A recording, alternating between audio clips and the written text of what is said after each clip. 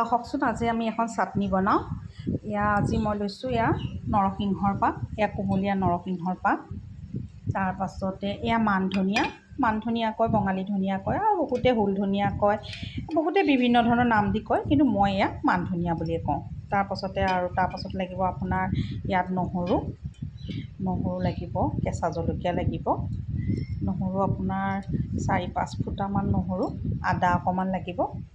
তাৰপাছতে আপোনাৰ নিমখ লাগিব, আৰু কিচমিচ কাজু মই তিয়াই থৈছোঁ, এয়াও লাগিব, আৰু তেঁতেলী।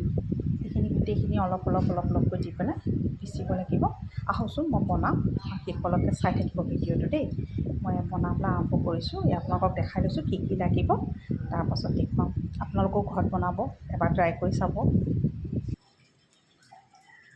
এতিয়া শিলপতাত সকলো বস্তুখিনি ঠিক কৰি লৈছোঁ। এতিয়া ইয়াত শিলপতাত পিছা হৈছে, আপোনালোকক ভালকৈ আকৌ পিচি থকা অৱস্থাত দেখুৱাই আছোঁ।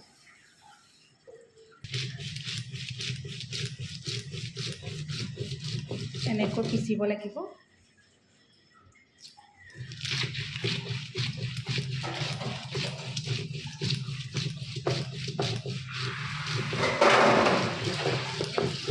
গোটেইখিনি দি পেলাই এতিয়া ফাইনেলটো পিচি থকা হৈছে। অলপ নিমখ দিম, নিমখ অলপমান হৈ যায়, ইমানখিনি নিমখ দিলোঁ।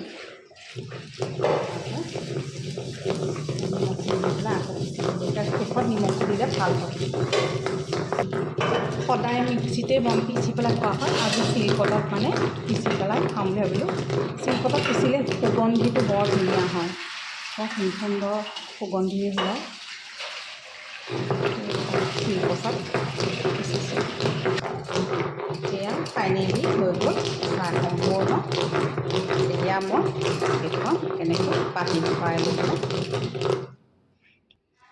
এতিয়া ফাইনেলি আমাৰ চাটনিটো হৈ গ'ল।